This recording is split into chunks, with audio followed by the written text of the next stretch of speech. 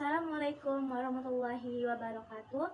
Perkenalkan, saya Zahra Nisrin Nokonita. Nomor induk duta hukum saya yaitu 2022010948. Saya berasal dari SMA Negeri 11. Pada kesempatan kali ini, izinkan saya untuk membawakan kultum dengan tema 5 perkara yang dapat membatalkan atau merusak pahala puasa. Alhamdulillahirabbil alamin, wassalatu ala asyrofil anbiya'i wal mursalin wa ala alihi wa sahbihi ajmain, amma ba'du. Pertama-tama marilah kita panjatkan puji dan syukur kepada kehadirat Allah Subhanahu wa taala yang telah melimpahkan karunia-Nya kepada kita semua. Tidak lupa marilah kita haturkan salawat serta salam kepada baginda Nabi Muhammad sallallahu alaihi wasallam selaku junjungan kita. Ya ayyuhalladzina amanu kutiba alaikumussyam kama kutiba alal ladzina min qablikum la'allakum tattaqun. Yang dimana ayat ini memiliki arti, hai orang-orang yang beriman, diwajibkan atas kamu berpuasa sebagaimana diwajibkan atas orang-orang terdahulu sebelum kamu agar kamu bertakwa. Nabi Muhammad Shallallahu Alaihi Wasallam mewanti-wanti kepada umatnya agar segera menjauhi perbuatan maksiat atau perbuatan dosa yang dimana berpotensi untuk menodai ibadah puasa. Sebab selain menahan lapar dan juga haus, sebenarnya puasa juga menahan diri dari hawa nafsu dan perilaku munkar atau perilaku buruk. Peringatan tentang pentingnya orang yang berpuasa untuk menjauhi kemaksiatan dan perbuatan dosa telah disampaikan Rasulullah Shallallahu Alaihi Wasallam dalam sebuah hadis, yaitu betapa banyak orang yang berpuasa namun ia tidak mendapatkan darinya pahala puasa tersebut kecuali rasa lapar dan juga haus. Hadis riwayat Tabrani. Hadis di atas menegaskan bahwa Islam mencela orang yang puasa tetapi tetap melakukan perbuatan maksiat dan juga dosa. Ada beberapa hal atau perilaku yang akan membatalkan atau merusak atau menghilangkan pahala puasa. Nabi Muhammad SAW bersabda, ada 5 perkara yang membatalkan pahala. Yang pertama yaitu berdusta, yang kedua bergibah, yang ketiga mengadu domba, yang keempat bersumpah palsu, dan yang kelima yaitu memandang dengan syahwat. Hadis riwayat Dailami. Penjelasan yang pertama yaitu tentang perkataan dusta. Dusta adalah orang yang menyampaikan sesuatu atau yang berlainan dengan kenyataan. Jika dilihat dari perbuatan orang yang berdusta, kita bisa lihat bahwa perilaku yang ia lakukan berbeda atau tidak sesuai dengan perkataannya.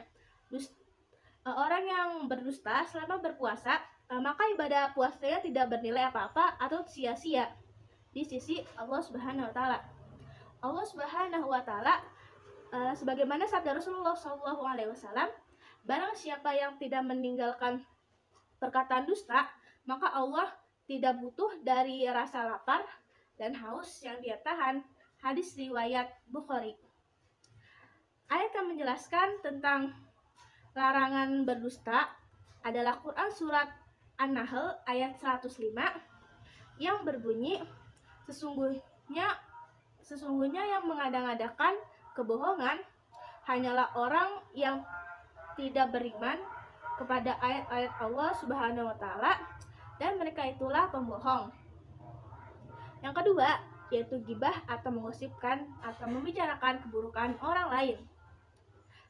Seseorang yang bergosip atau membicarakan keburukan orang lain diumpamakan sebagai orang yang memakan bangkai saudaranya sendiri.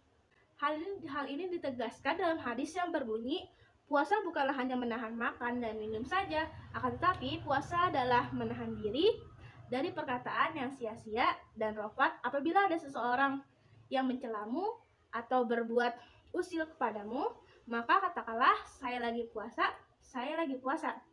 Hadis riwayat Ibnu Khuzaimah. Yang ketiga ada adu domba atau fitnah. Akar dari perbuatan adu domba atau fitnah ini adalah berawal dari kebencian.